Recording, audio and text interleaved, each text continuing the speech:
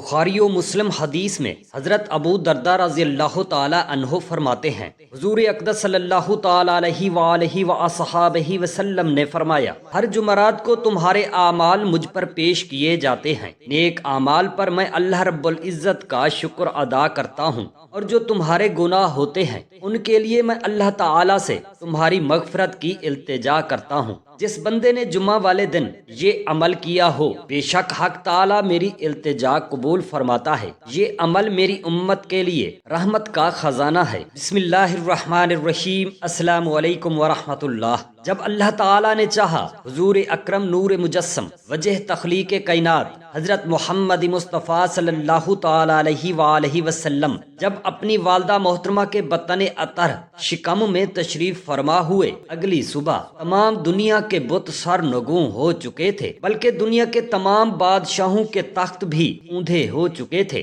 آپ صلی اللہ علیہ وسلم کے حمل کے سال کو فتح اور خوشی کا سال قرار دیا جاتا ہے۔ اس سال سے پہلے شدید خشک سالی تھی، ہر طرف شادابی اور خوشحالی کا دورہ ہو گیا، ہر طرف سے قریش کے پاس وفود آئے۔ مروی ہے کہ اللہ تعالیٰ نے اس سال حضور اقدس صلی اللہ تعالی علیہ وآلہ وسلم کی تکریم کے طور پر تمام عورتوں کے ہاں لڑکے پیدا کرنے کا حکم فرمایا۔ حمل کے بعد آپ کی والدہ نے خواب میں دیکھا کہ ان کے بطن مبارک سے ایک نور برآمد ہوا، جس نور کے ساتھ بصرہ شام میں ایک مقام کے محلات روشن ہو گئے۔ حمل کے 6 ماہ بعد فرشتے نے خواب میں ان کو خوشخبری دیتے ہوئے کہا کہ آپ کے پیٹ میں وہ بچہ ہے جو تمام جہانوں سے بہتر ہے۔ جب یہ بچہ پیدا ہو تو اس کا نام محمد صلی اللہ تعالی علیہ وآلہ وسلم رکھنا، اور اس معاملے کو پوشیدہ رکھنا۔ ایک روایت میں ہے کہ فرشتہ اس حال میں آیا جب وہ سونے جاگنے کے درمیان تھیں۔ اس نے کہا، کیا تمہیں پتا ہے کہ تمہارا حمل اس امت کا سردار اور نبی ہے؟ فرشتے نے مزید کہا کہ اس کی نشانی یہ ہے کہ اس کے ساتھ وہ نور ہوگا جو بصرہ کے محلات کو روشن کر دے گا۔ وہ بچہ اس حال میں تولد ہوگا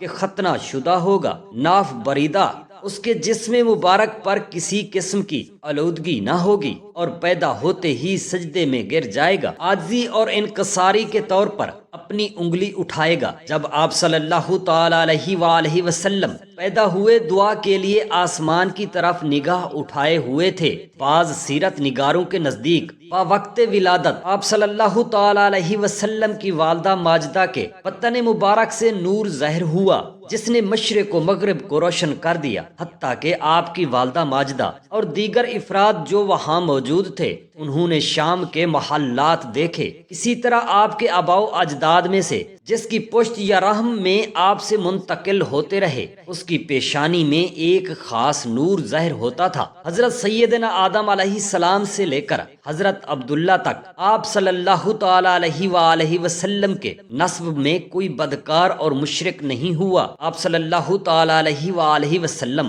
مہدین کے اسلام میں منتقل ہوتے رہے حتیٰ کہ نبی ہوئے۔ آپ صلی اللہ تعالی علیہ وسلم کے آباء و اجداد کے تمام نکاح اسلام کے مروجہ نکاح کے مطابق پڑھے گئے۔ با وقت ولادت آپ صلی اللہ تعالی علیہ وآلہ وسلم کو چھینک آئی تو آپ صلی اللہ تعالی علیہ وآلہ وسلم نے با آواز بلند الحمدللہ پڑھا۔ آپ صلی اللہ تعالی علیہ وآلہ وسلم کی ولادت باسعادت فجر کے بعد طلوع آفتاب سے قبل مکہ میں ہوئی، اور ایک روایت میں پیر کے دن دوپہر کے وقت ہوئی۔ ایک قول کے مطابق عام الفیل کے سال ماہ ربیع الاول میں تہائی رات کے وقت عالم قدس سے عالم امکان میں تشریف لائے۔ آپ صلی اللہ تعالی علیہ وآلہ وسلم کی ولادت باسعادت کی رات کعبہ متزلزل ہو گیا، اور 3 رات یہی کیفیت باقی رہی۔ آپ صلی اللہ تعالی علیہ وآلہ وسلم کی واز کی یہ پہلی علامت تھی جو قریش نے ملاحظہ کی، اور ایوان کسریٰ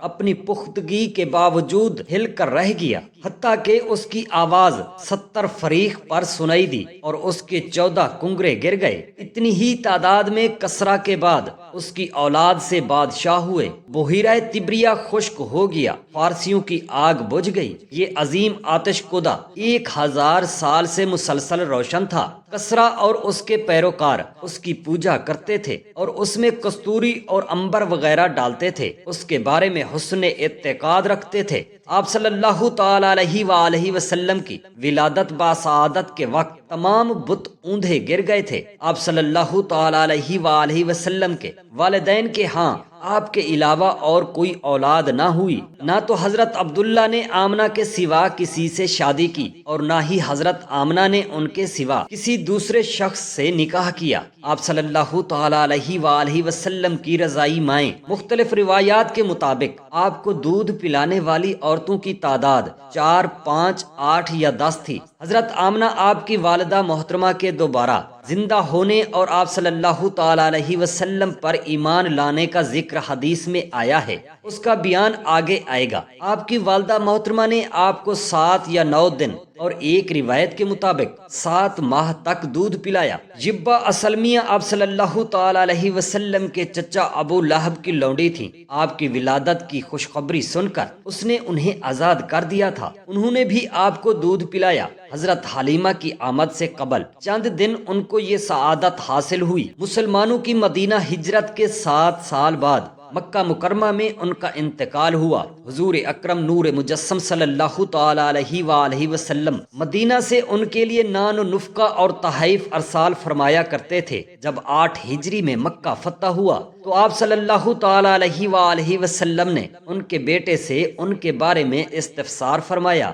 تو اس نے آپ صلی اللہ تعالی علیہ وآلہ وسلم کو ان کی وفات کی خبر دی۔ کہا جاتا ہے کہ یہ اسلام لے آئی تھیں۔ حلیمہ سعدیہ بنت ابو زیب خالی زوجہ حارث بن عبد العزیز۔ صحیح روایت کے مطابق آپ صلی اللہ تعالی علیہ وآلہ وسلم کی رضائی ماؤں سے 2 مسلمان ہو گئی تھیں۔ مروی ہے کہ وہ غزوہ حسین کے دن آپ صلی اللہ تعالی علیہ وآلہ وسلم کی خدمت میں حاضر ہوئیں۔ آپ نے ان کے لیے چادر بچھا دی، وہ اس پر تشریف فرما ہوئیں اور آپ سے گفتگو فرمائی۔ ایک قول یہ ہے کہ اس روز آپ صلی اللہ علیہ وسلم کی رضائی بہن آپ صلی اللہ تعالی علیہ وآلہ وسلم کے پاس آئی تھیں اور اسلام قبول کیا تھا۔ حلیمہ سعدیہ اعلان نبوت سے قبل حضرت خدیجہ رضی اللہ تعالی عنہا کی زندگی میں مکہ آئیں تو حضور اقدس صلی اللہ تعالی علیہ وآلہ وسلم نے انہیں 40 بکریاں اور اونٹ دیے، یہ لے کر وہ واپس لوٹ گئیں۔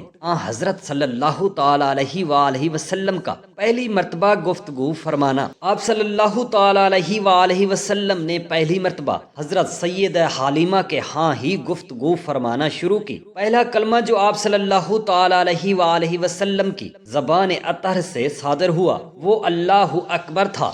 ایک روایت میں جلال ربی اور رفیع کے الفاظ آئے ہیں، ایک دوسری روایت میں ہے کہ آپ نے پہلی مرتبہ اس گفتگو میں اس وقت گفتگو فرمائی جب آپ صلی اللہ تعالی علیہ وسلم کی ولادت ہوئی۔ اس وقت آپ کی زبان مبارک پر یہ الفاظ تھے، اللہ اکبر کبیرن والحمد للہ کثیرا و سبحان اللہ بکرا و اصیلا۔ اللہ بہت بڑا ہے، سب تعریفیں اس کے لیے ہیں، صبح شام اس کی تسبیح بیان کرتے ہیں۔ بعض روایات میں یہ بھی آیا ہے کہ آپ صلی اللہ تعالی علیہ وآلہ وسلم نے پہلی مرتبہ حضرت حلیمہ کے گھر میں رات کے وقت پنگھوڑے میں یہ کلمات ارشاد فرمائے، لا الہ الا اللہ۔ آپ صلی اللہ تعالی علیہ وآلہ وسلم کے پنگھوڑے کو حضرت جبرائیل امین علیہ السلام یا دوسرے فرشتے حرکت دیتے تھے اور چاند آپ صلی اللہ علیہ وسلم کا دل بہلاتا تھا۔ انہی کے ہاں پہلی مرتبہ شک قلب کا واقعہ پیش آیا۔ آپ صلی اللہ تعالی علیہ وسلم اس وقت کمسن تھے اور بچوں کے ساتھ کھیل رہے تھے۔ شیطان کا حصہ نکالنے کے بعد اسے ایمان و حکمت سے پر کر دیا گیا۔ ایک دفعہ حضرت حلیمہ سعدیہ آپ صلی اللہ علیہ وسلم کی تلاش میں آئیں تو کیا دیکھتی ہیں کہ آپ صلی اللہ تعالی علیہ وسلم اپنے رضائی بھائی حضرت حلیمہ کے فرزند کے ساتھ کھڑے ہیں، تو انہوں نے از راہ شفقت کہا، کیا دھوپ میں کھڑے ہوتے ہیں؟ یہ سن کر ان کے بیٹے نے جواب دیا، امی جان میرے بھائی جان کو جب بھی گرمی لگتی ہے ایک بادل ان پر سایہ کرنا شروع کر دیتا ہے، جب آپ صلی اللہ علیہ وسلم رک جائیں تو وہ بھی رک جاتا ہے، اور جب چلنا شروع کریں تو وہ بادل بھی چلنے لگتا ہے۔ آپ صلی اللہ تعالی علیہ وسلم حضرت سیدہ حلیمہ کے پاس 5 سال تک قیام فرما رہے، پھر اپنی والدہ ماجدہ کے پاس لوٹ آئے۔ بنی سلیم کی دوشیزاؤں نے بھی آپ صلی اللہ تعالی علیہ وآلہ وسلم کو دودھ پلایا تھا۔ انہوں نے اپنا پستان آپ صلی اللہ علیہ وسلم کے منہ میں دیا تو اس میں دودھ اتر آیا۔ ان دوشیزہ عورتوں میں سے ہر ایک کو عاتقہ کہا جاتا۔ آپ کی والدہ سیدہ آمنہ کی وفات کے بعد حضرت ام ایمن رضی اللہ تعالی عنہا نے بھی آپ صلی اللہ تعالی علیہ وسلم کو گود میں لیا۔ یہ حبشہ سے تعلق رکھتی تھیں۔ ان کا نام برکتہ بنت محسن تھا۔ یہ میشن لونڈی تھیں۔ آپ صلی اللہ تعالی علیہ وآلہ وسلم نے ان کو آزاد فرما دیا اور زید بن حارثہ رضی اللہ تعالی عنہ سے ان کا نکاح کر دیا۔ یہ بھی مروی ہے کہ انہوں نے آپ کو دودھ بھی پلایا تھا۔ آپ انہیں فرماتے تھے کہ میری والدہ کے بعد تم میری ماں ہو۔ اپنے فرزند ایمن سمیت یہ ابتدا ہی میں مسلمان ہو گئی تھی۔ بعض علماء کا قول ہے کہ آپ صلی اللہ تعالی علیہ وآلہ وسلم کو جس عورت نے بھی دودھ پلایا وہ سعادت اسلام سے ضرور مشرف ہوئیں۔ حضرت ام ایمن فرماتی ہیں کہ میں نے کبھی بھی حضور اقدس صلی اللہ تعالی علیہ وآلہ وسلم کو بھوک پیاس کی شکایت کرتے نہیں سنا، کیونکہ اللہ تعالی نے آپ کی ذمہ داری خود لے رکھی تھی۔ اس کے ہاں آپ کے کھاتے پیتے تھے، یعنی آپ صلی اللہ تعالی علیہ وسلم کو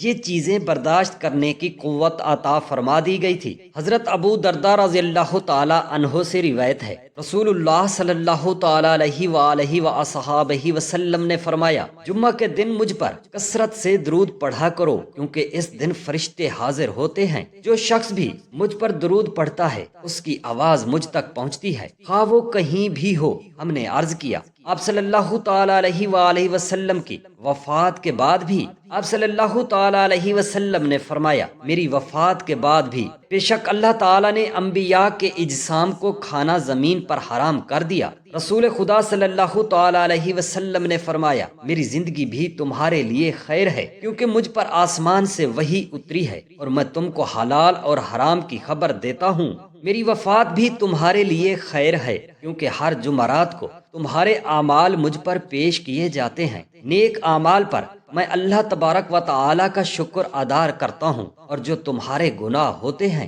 ان کے لیے میں اللہ تعالی سے تمہاری مغفرت کی التجا کرتا ہوں۔ بے شک اللہ تبارک و تعالی میری التجا قبول فرماتا ہے۔ یہ عمل میری تمام امت کے لیے رحمت کا خزانہ ہے۔ اللہ رب العزت سے آج زانہ دست ادب دعا ہے، میرے تمام مسلمان بہن بھائیوں کے بچوں کو اللہ پاک اپنے حفظ و امان میں رکھے، آمین یا رب العالمین۔ جزاک اللہ خیرن کثیرا۔